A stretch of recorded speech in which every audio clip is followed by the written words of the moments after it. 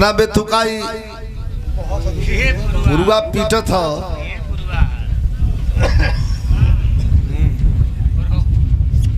तो बड़ा हिम्मत धैले बा है भूकवा रोकले है हाय भूकवा ना रहत ना उधिया जात कब तो है रोक देले है।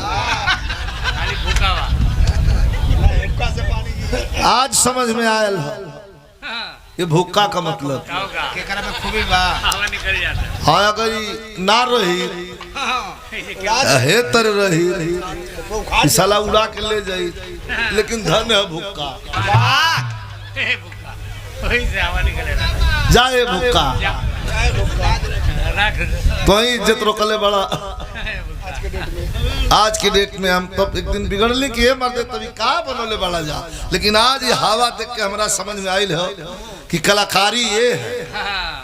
यानी यो हल्का फुल्का आई तो अपन भूखा में से निकल जाए।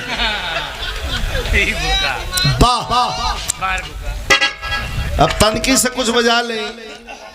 आज विवाह का जौन बात उन पावन बेला बा मांगलिक गीत से आप लोग के परिचय करवा दें।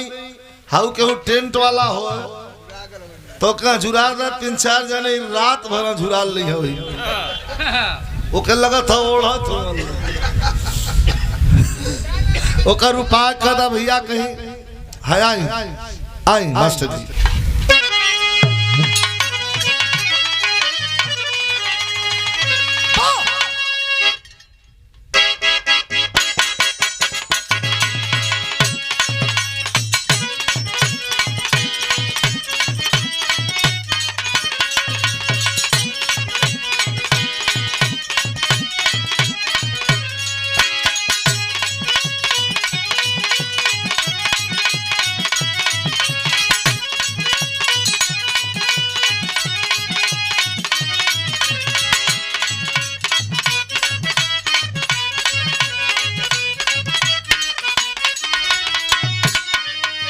बड़ा कुल धोनार वाला सबसे छिपल नहीं खे एगो बीच में थर जाई रहल है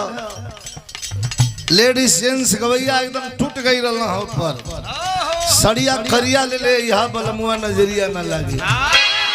लेकिन जब सड़िया करिया कुल मेहरारू गावे लगल सब तो तुम्हें करा के चेंज कर देली हम कौनो मेहरारू बाबू उस करिया साड़ी के फेर में नहीं खे ओकर च्वाइस ओकर पसंद का बा मास्टर नी होरा करतिया ये पिया जात बड़ा यारा सहरिया हो ये पिया जात बड़ा यारा सहरिया हो एगो बात हमर माना सवरिया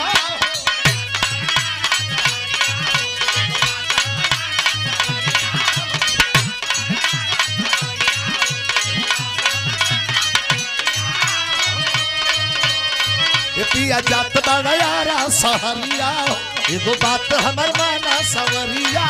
हो एगो चीज पसंद पड़ता ओ एगो चीज पसंद पड़ता यार सड़िया धरिया वाला नहीं है पलमुआ मिले के हमर मन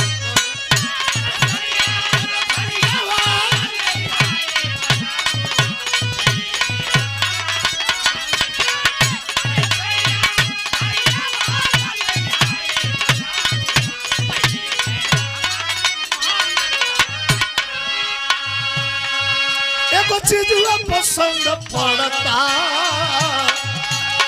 वो एक चीज पसंद पड़ता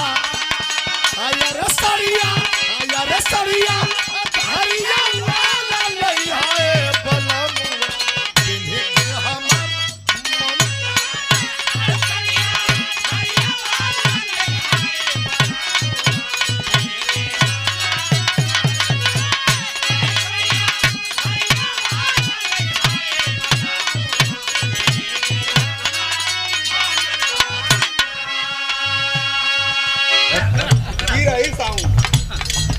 मजाक मत करा